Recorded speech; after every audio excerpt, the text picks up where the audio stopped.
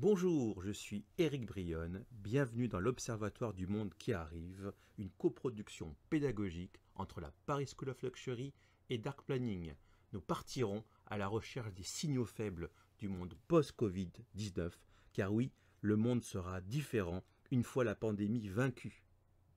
Et il est totalement stratégique pour les entreprises, les collaborateurs, les citoyens, d'anticiper ce monde qui change. Première partie, la société. Allons faire parler les couvertures et on voit d'entrée un monde de courage nous est annoncé, des changements partout, pour toujours. Première tendance des couvertures, héroïsme et science, à travers Beijing Review. On voit ces jobs héroïques qui sont tenus par des personnels en industrie, en usine, qui font tourner la machine, qui combattent la pandémie à leur façon. On voit cette union force. Et la force centrale, c'est la science. On voit cette guerre révolutionnaire dans l'Obs.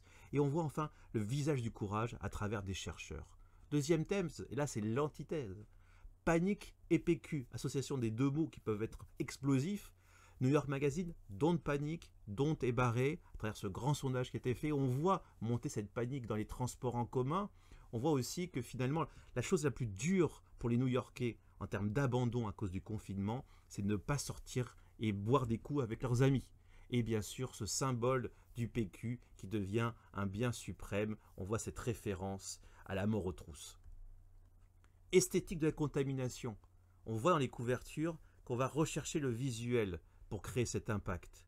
Pour créer une forme de peur de la contamination, on voit Time à travers cet ADN explosé, Fortune qui nous met la planète sous vide, sous un sac plastique, Politic of Pandemics à travers ce virus qui menace les politiques, la solitude du balayeur, du New Yorker, la peur de la contagion. Et j'aime beaucoup cette couverture d'India Today avec cette relecture pandémique de Roméo et Juliette. En mode adaptation, bien sûr, parce que la résilience est en marche. Comment on s'en sort? Un volontarisme, Apple Magazine nous apprend avec une nouvelle forme de travail, s'adapter, inventer un nouveau bureau. Nous sommes en mode adaptation. Et puis, adaptation vers quoi? Vers un monde qui arrive. Le Point nous apprend historiquement que chaque grande épidémie a bouleversé l'histoire. Il faut se relever et finalement aller à la conquête d'un monde de courage. Alors maintenant, le cogito. Réflexion. Tout ça n'est pas simplement pour réagir, de créer de l'émotion. Il faut réfléchir, ne pas se cacher les yeux. Première idée, les épidémies sont le miroir de nos sociétés.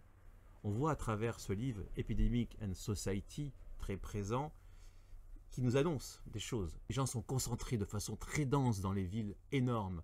Partout dans le monde, nous avons des transports très rapides, des millions de gens en mouvement, constatant de telle sorte que ce qui se passe à Jakarta le matin arrive le soir à Paris ou au New York. Nous sommes vulnérables, particulièrement aux maladies pulmonaires qui se transmettent par l'air. Un autre aspect de notre vulnérabilité est dû à ce que nous faisons à notre environnement.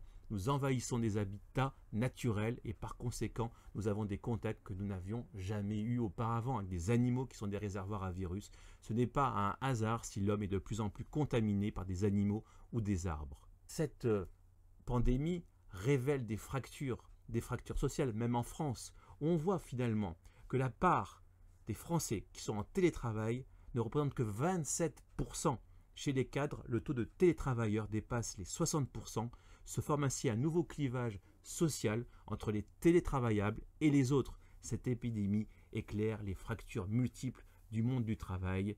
Nous réfléchissons à la valeur des choses et une explosion du thème de la valeur. On voit ces prix qui flambent sur Amazon, sur des produits de désinfection. On vit du x3. On voit des prix extraordinairement hauts sur ce qui était basique, ce qui n'était pas considéré. Une bouteille de produits désinfectants était à 5,50, mais si on en achète deux, c'est 268 € pour éviter le surachat. On voit vraiment qu'on s'interroge sur la valeur des choses. Et puis c'est la France inversée. Nous sommes la patrie d'un art de vivre joyeux, outdoor, où la convivialité est reine, et on voit cette analyse du début de la pandémie, cet aveuglement des Français. Les Français se montraient beaucoup plus optimistes que les autres sur les risques d'infection. Et il y a eu un basculement. On voit Ce soir chez Baba, tourné chez Hanouna. Et on voit aussi, à travers l'affaire des masques, comment l'opinion publique, en quelques jours, s'est fondée une opinion à travers une recherche, entre guillemets, scientifique, sur l'importance des masques et a fait changer de vision le gouvernement. Donc on voit les Français experts affûtés à vitesse grand V. C'est la France inversée. C'est une vraie perte de confiance en la globalisation, en l'hyperglobalisation, à travers des tensions. On le voit chez Fortune entre les Américains et les Chinois. On voit la revanche du pangolin, braconné en Afrique, prisé en Chine pour sa chair et les prétendues vertus médicinales. Le pangolin est aujourd'hui soupçonné d'être à l'origine de la pandémie de coronavirus, ce qui sonnerait comme une douce vengeance pour ce drôle d'animal en voie de disparition, victime des hommes et des excès de la mondialisation. On voit une géopolitique de la colère. La colère, si elle est indéniablement construite dans certains cas, et aussi un symptôme morbide de système économique et sociopolitique malade d'une globalisation qui pourrait avoir atteint ses limites, nous dit Les Échos, et ce formidable livre Géopolitique de la colère. Oser critiquer l'incriticable, c'est critiquer le système chinois dans China Report, où clairement le système bureaucratique est attaqué. Par sa lourdeur, la Chine n'a pas été assez vive, rapide pour combattre, et a mis la santé publique entre parenthèses à travers des choix qui ont été fatals. Des GAFA critiqués. Et en même temps une surveillance bienveillante. Étonnant. Contradiction? Pas vraiment. On voit dans Variety où des youtubeurs hongkongais attaquent YouTube d'avoir autant censuré ces lanceurs d'alerte. Pourquoi? Parce que ces vidéos n'avaient été pas éligibles par YouTube à la publicité. Donc du coup un impact moins fort. On voit la FNAC d'Arty, Enrique Martinez, qui pense à l'après-monde. Il faut un réflexe citoyen pour éviter qu'après la crise, il ne reste plus que des géants américains, alias les GAFA. Et puis, quelque chose de totalement étonnant. Avant coronavirus, la surveillance était dangereuse. Or, Trump appelle Google et Facebook à la rescousse. Contre la pandémie due au coronavirus, de nombreux pays misent sur la surveillance, permise par le big data. Le coronavirus a-t-il raison de notre vie privée? Donc on voit cette surveillance qui faisait peur. Aujourd'hui, avec coronavirus, elle semble être un moyen d'endiguer la maladie. Le rejet d'un optimisme suspect. Condé Nast, par exemple, aux États-Unis, attaqué par WWD, via un mail envoyé à des grands dirigeants où vraiment est exhorté un optimisme construit sur 15 informations dont certaines se sont avérées fausses. Optimisme nié à travers cette chanson, je vous laisse écouter, cette chaîne qui est une relecture de Gal Gadot, donc la fameuse héroïne de Wonder Woman, qui rechante Imagine, mais en version très mal, très niaise. And it goes like this. Imagine there's no heaven. It's easy if you try. No hell below us, above us. Et voilà. Et on voit un soulèvement du parti d'Internet qui dit mais laissez-nous en paix, ça ne fait pas progresser, ça ne nous déstresse pas, bien au contraire, arrêtez de faire de la pub sur notre malheur. Et ce point de vue posé par WWD qui a interrogé un certain nombre de grandes agences RP en disant voilà, aujourd'hui les marques doivent parler, doivent prendre la parole sur cette guerre au coronavirus, mais avec une voix sincère et avec une vraie valeur ajoutée. Influenceurs et stars sur le grill. En effet, un certain nombre d'influenceurs sont attaqués par maladresse pendant cette crise. On voit Kenza qui est parti loin de Paris, mais qui revient parce que le Wi-Fi dans sa province n'était pas de qualité. On voit Logan Paul qui se moque des masques. On voit en Chine et en Asie une attaque de certains KOL, Key Opinion Leaders, qui sont fait de l'argent avec cette crise, comme cette influenceuse beauté coréenne qui vendait du gel pour les mains certifié par les meilleurs médecins mais qui était complètement fake. On voit ces tutos pour être belle en portant un masque, tuto maquillage. On voit des stars qui pètent les plombs, comme Katy Perry, qui, écoutant, voyant des vidéos de chants italiens sur les balcons, a cru entendre une de ses chansons et a fait citer ce peuple italien, mais en mettant le drapeau hongrois, ou Madonna qui a pris une de ses vidéos de balcon italien et a changé le son pour mettre le son d'un de ses concerts. Donc on voit des grosses maladresses ici. Et la Gen Z, la génération Z, les moins de 25 ans. On voit Corona Zombie, mais vous allez voir que la génération Z, en 3 phases. La phase 1, inconscience. L'état d'inconscience, signe libération. Et là, je dis, ok Gen Z, ok Boomers aussi, où les Z se sont moqués des Boomers, mais là, on peut, entre guillemets, remettre en question l'attitude de certains Z par rapport au coronavirus. Au début, lors des premiers jours, on voit là le mot Covid brosse à travers ces Américains, ces jeunes Américains qui se sont élevés contre la fin, l'annulation des spring break à cause de coronavirus. On voit ces Z qui ont réussi à voyager pour moins de 57 $ en avion, d'avoir une rangée pour eux tout seuls et qui remercient coronavirus. Donc ça c'est la phase 1, la phase d'inconscience. Mais vite, on est passé sur une phase de woke, d'éveil, élevé en effet par des stars comme Justin Bieber, qui fait un rappel au sérieux, même Greta Thunberg, ce jeune développeur qu'on voit ici, Avi Schiffman, qui a développé un site tracker qui nous donne des informations extrêmement pointues, heure par heure, sur l'état de la contamination, pays par pays, ville par ville. Donc on voit vraiment une conscience qui s'éveille aussi grâce à TikTok, fait une sensibilisation immédiate.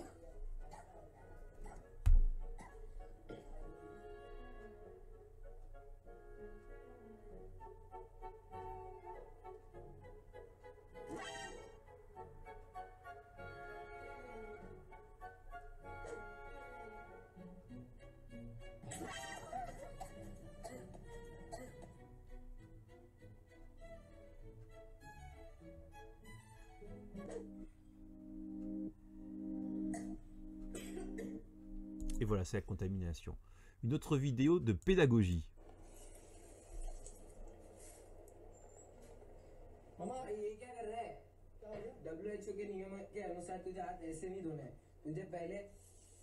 Et puis la phase 3, c'est l'anxiété. Vous savez, cette génération Z, elle se caractérise entre autres par une maladie générationnelle, c'est l'anxiété, le stress, les maladies mentales. Le coronavirus ne sera pas le 11 septembre de la Gen Z.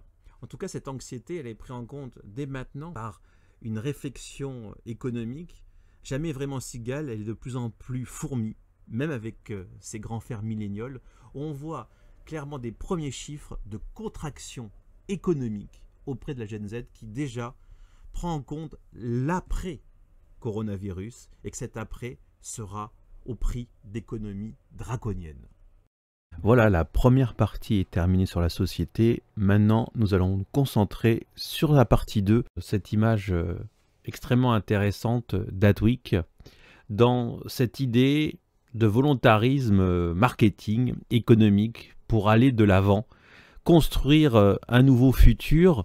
Vous allez avoir finalement un chapitre 2 beaucoup plus optimiste que le premier, beaucoup plus positif, avec cette idée de volontarisme au cœur. On reste sur notre méthodologie basée sur les médias, sur les magazines pour commencer. Et on peut se poser la question de l'année perdue. Année perdue, on voit The Economist qui annonce que le monde est fermé. Bloomberg qui emploie le mot Lost Year avec cette ville complètement fermée et déjà des prévisions de décroissance qui se situent à -2, de -2 à -4%, avec comme seul élément d'espoir la Chine, dont les estimations restent encore dans le domaine positif. Alors une année perdue, pas forcément, certainement pas, j'ai envie de dire. Alors il y a des éléments négatifs et des éléments positifs. Alors les éléments négatifs sont certes légion. Je me suis consacré sur l'univers de la mode. On voit des prévisions pour l'année de Nike à 3,5 milliards en négatif en termes de vente. On voit des chiffres sur le premier trimestre qui s'annoncent à hauteur de -40, -50% pour Burberry. Kering, qui prévoit les marchés, les prépare à du moins 13, moins 14%. Et puis d'autres secteurs qui sont touchés, le secteur de l'édition qui va mal. Plus de ventes de livres par correspondance, hein, puisque Amazon, si je cite qu'Amazon a réduit la voilure aux produits de première nécessité, et on sait à quel point l'e-book est mal développé, en France en tout cas. Puis aussi des secteurs surprenants, parce que même le virus touche le trafic des stupéfiants, et là on peut s'en réjouir. Source Le Parisien.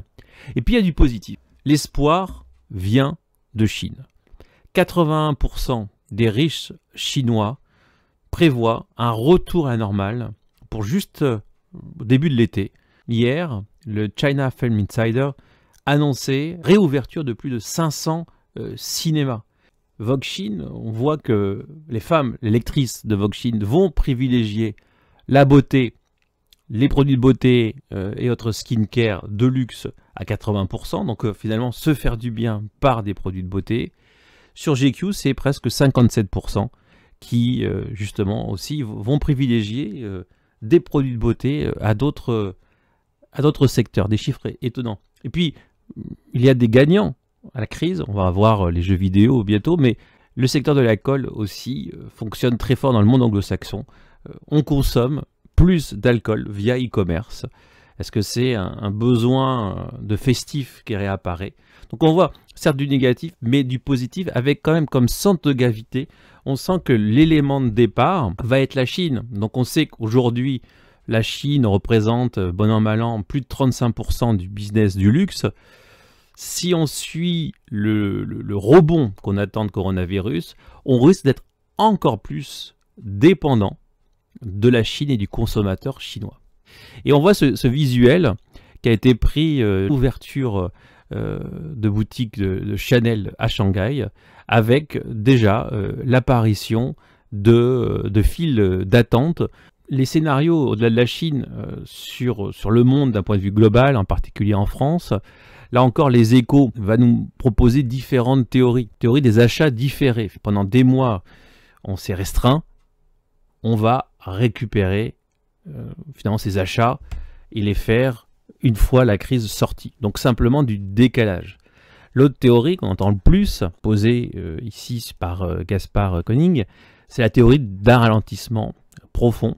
Le virus pourrait nous donner une leçon essentielle, ralentir. Un ralentissement à la fois involontaire et volontaire. Est-ce que ce virus n'est-il pas le produit de notre propre folie à surconsommer? Est-ce que le ralentissement n'est-il pas la voie de la sagesse pour éviter d'autres crises? En tout cas, c'est un message qui prend forme. Et puis l'autre théorie, c'est, on va le voir, c'est une montée en puissance de l'e-commerce, avec une envie de festivité qui va avec, là encore les Échos. Et puis il y a la possibilité d'un fort rebond. Libérés, les Français vont se déchaîner. Des secteurs se réjouissent aujourd'hui, c'est le secteur du gaming, qui est vraiment au firmament. On voit que les usages montent de 75% ces derniers jours. Il y a un phénomène très intéressant, le sport spectacle, le sport professionnel et même le sport amateur s'est totalement arrêté sur la planète. Et du coup, on voit des transferts qui se font vers l'e-sport, qui était qui montait en puissance. Hein. Je vous rappelle le partenariat League of Legends et Vuitton. Et on voit la Formule 1, des champions de Formule 1 qui, du coup, se donnent rendez-vous sur des jeux de Formule 1 sur Twitch. En football, hier soir, sur Canal+, devait passer le classico entre OM PSG et Canal+, à 23h, a diffusé un match entre des équipes d'e-sport OM-PSG. Donc on voit un transfert du sport vers l'e-sport et donc un secteur qui est dopé par le confinement. Si on touche au branding, et là on est, mes amis, au cœur de notre réflexion, on voit que le rapport à la marque change. On voit une évolution. On se rappelle il y a quelques semaines ces phrases « ne pas s'engager est plus dangereux que s'engager ». Aujourd'hui, on a la J. Walter Thompson Intelligence, donc un grand centre d'intelligence de planning stratégique, qui finalement nous démontre une transformation de certaines marques en marques pandémiques, pandemic brands. Ça veut dire quoi? Ça veut dire des marques qui mettent leurs activités traditionnels en pause et décident de mener une guerre avec leurs moyens, leur influence face à la pandémie. Et l'un des plus beaux exemples, c'est Alibaba. Alibaba, on voit, mène une guerre à travers différents moyens. Alibaba, alors c'est un groupe gigantesque. Il y a une guerre entre Alibaba et Amazon avec des stratégies très différentes, avec une volonté de diversification d'Alibaba extrêmement forte, avec une dimension post-digitale où le commerce, l'e-commerce est aussi important que le commerce physique, c'est ce digital, et il y a des activités de recherche et développement sur l'IA, par exemple, qui sont très fortes sur Alibaba. Par exemple, des systèmes développés par Alibaba vont, en tout cas, sont annoncés pour participer, améliorer des systèmes de tests au coronavirus via une IA Alibaba. On voit aussi une logique d'intelligence. On a vu l'IA qui aide les tests en Chine. On voit aussi Alibaba qui pousse justement au partage de connaissances par rapport à la recherche sur le coronavirus. D'autres systèmes, là, on est dans une régulation qui est plus liée au métier premier d'Alibaba, qui est l'e-commerce. Eh bien, cet e-commerce, c'est sur ces réseaux aussi une autorégulation pour justement éviter que des commerces profitent de la crise et fassent des bénéfices sur le malheur ou sur la terreur des gens. Donc une autorégulation. Alors rappelez-vous le slide qu'on avait vu précédemment avec les GAFA qui étaient attaqués, en particulier Amazon, sur la flambée des prix de ces produits de première nécessité. Alibaba essaie de réguler tout en maintenant le commerce à flot, en facilitant le petit commerce. L'Oréal, pareillement, participe à cette distribution et fabrication de gels hydroalcooliques aux hôpitaux, aux EHPAD, aux pharmacies. C'est des actions en Italie, par Moncler, qui donne 10 millions pour la construction d'un hôpital à Milan. Aussi Auchan, qui verse une prime de 1 000 € pour les remercier de cet effort, saluer leur exceptionnel engagement. Donc on voit Pandemic Brands, ce sont vraiment des marques qui se mettent, qui écoutent le bien public et que la convenience devient plus que convenience, retrouve ses lettres de noblesse et devient tout simplement vitale. Et on voit du coup toutes ces campagnes qui sortent, merci à tous les héros discrets, Intermarché, Veolia, pour que l'eau, les déchets, l'énergie se maintiennent. Et on voit du coup des distributeurs s'engager pour les remercier. C'est le portail blanc fait par Monoprix pour aider les professionnels de santé. Notre combat, alors qui peut paraître secondaire, mais elle ne l'est absolument pas, c'est la bataille de l'angoisse, la bataille de la santé mentale, tellement importante sur la génération Z. Et là, on voit déjà un premier point, souligné par Adedge. Vous avez vu qu'Adedge est dans ce volontarisme. Adedge nous dit, il va falloir, marketeurs, nous avons vraiment besoin de vous. Marketeurs, vous n'allez pas être au télétravail pour rien. Il y a une mission des marketeurs de redonner l'envie, de redonner une forme d'apaisement à la santé mentale de nous tous, puisqu'on sait que le phénomène de confinement amène un état post-traumatique. Nous devrons le gérer tous et certaines marques le prennent en compte. Et donc les marques, les marketeurs vont devoir apprendre à parler à ce consommateur qui a ce trauma. Quel conseil donner aux marques de beauté indépendantes? Et c'est vraiment ça qui est posé, c'est au-delà du produit, il faut penser au moral des gens. Alors pas à travers un optimisme niais qu'on a pu voir, mais vraiment avec du fond, une pensée positive réelle et justement essayer d'adoucir ce stress ici. Il y a une nouvelle façon de parler au consommateur, de l'écouter, d'être dans une empathie. Et Canal+, en clair, tous les programmes au 31 mars, mais pourquoi ça s'arrête? Parce que d'autres groupes médias ont dit stop, trop de concurrence. Donc on voit ancien monde, nouveau monde, Canal+, mais à donner du bonheur, à donner, entre guillemets, un apaisement. Alors ça peut être vu comme de la pommade, mais c'est important dans ces moments-là d'apporter quelque chose et Canal+ l'a parfaitement compris. Sur Tinder, qui offre le service Tinder Passport, Tinder a différentes offres. Cette offre permet une rencontre plus globale, internationale, plus sécurisée, avec des algorithmes qui permettent finalement un vrai coaching. Et bien Tinder Passport est offert pour déjà préparer le retour à la vraie vie, à la rencontre amoureuse, mais dans les meilleures qualités possibles.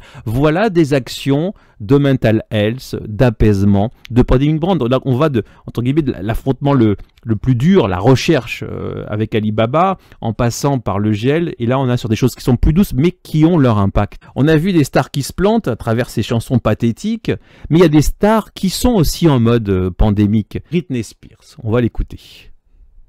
Elle ne chante pas, je vous préviens. So our world is going through such hard times right now, and my sister just nominated me to help people, whether it's with food or getting your child diapers or whatever it is. DM me and I will help you out. Also, I'm going to nominate 3 other people, and I'm going to nominate Will Smith, Sam Asghari and Kate Hudson. Là, on est sur, non pas chanter une chanson niaise, enfin une belle chanson, mais de façon niaise. On est pour aider et créer un cercle de star à star. Alors, justement, pour aider les fans à proximité, participer à des aides financières. Donc, il y a une volonté d'agir le plus concrètement possible. Alors, ça peut paraître maladroit comme ça, mais l'idée est de donner un coup de main. Et donc là, Lil Nas va encore plus loin. Ils ont un appel pré-certification pour aider financièrement ses fans.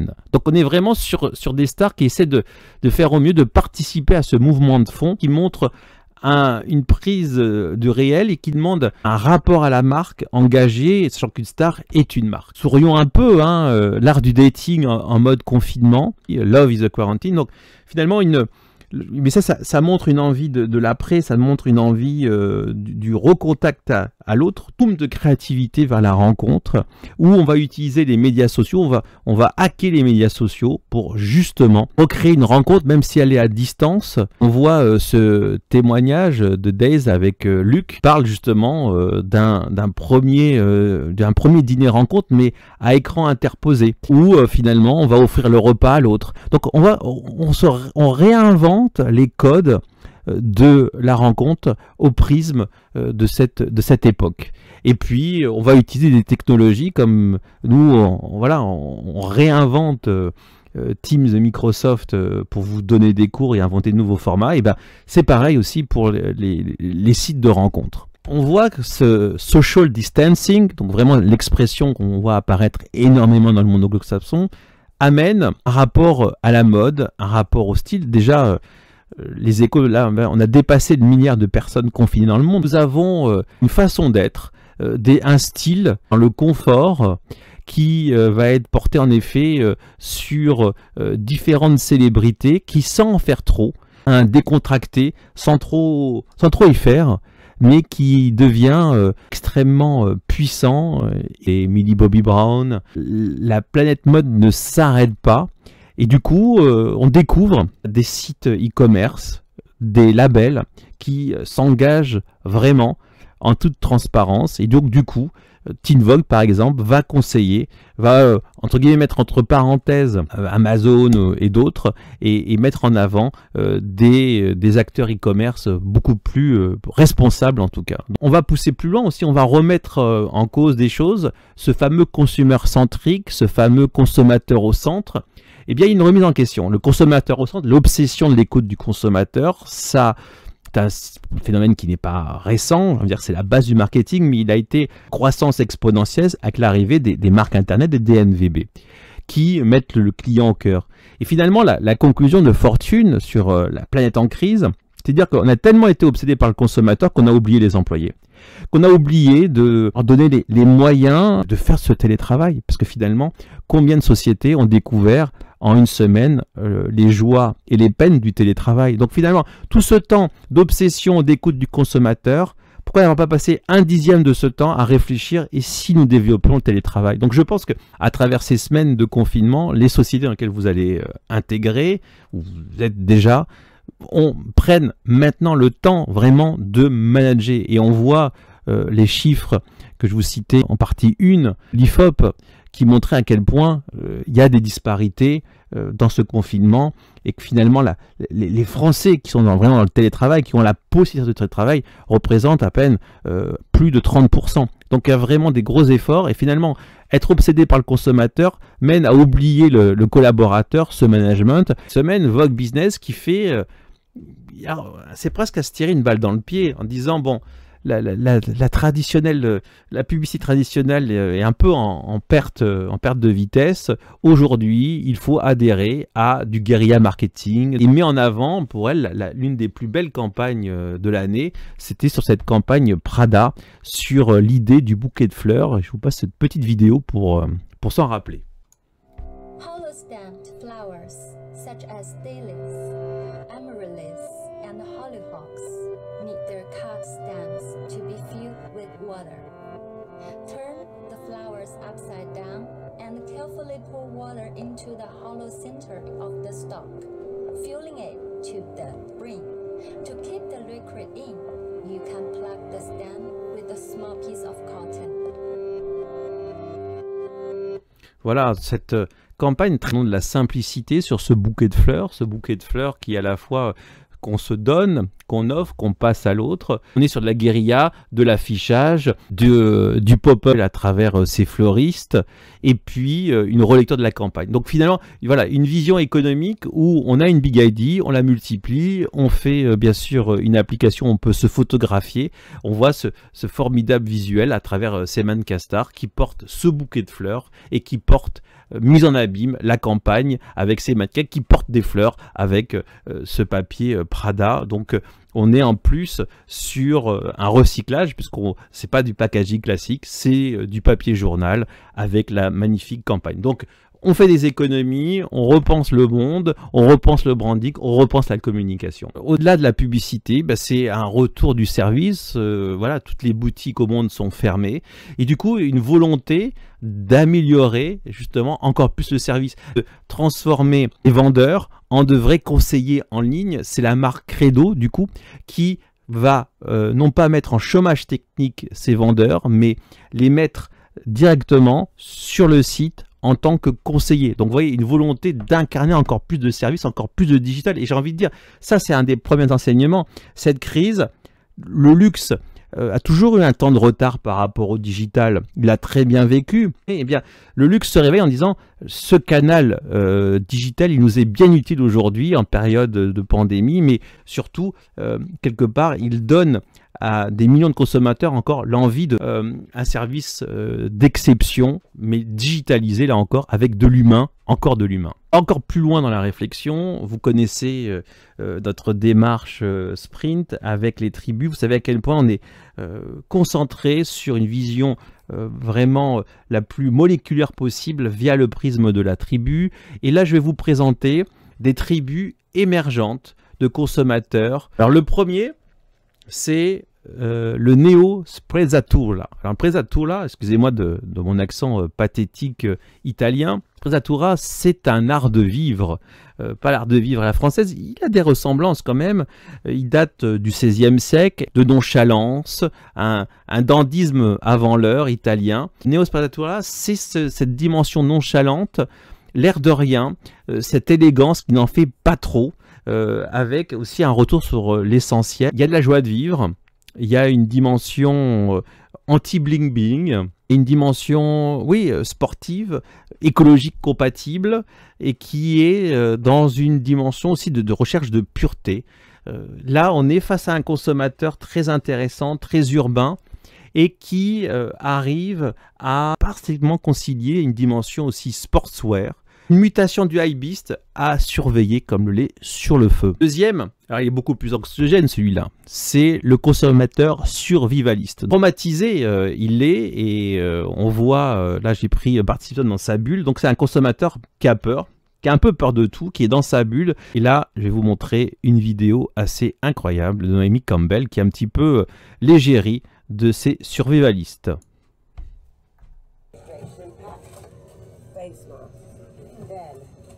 I'm actually looking for my gloves, which is the best part of the whole thing.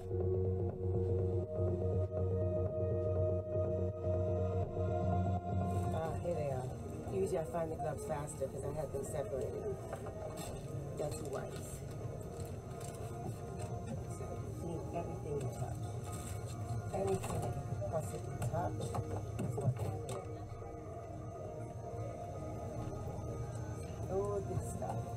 Anything that you put your hands on, you have to everything.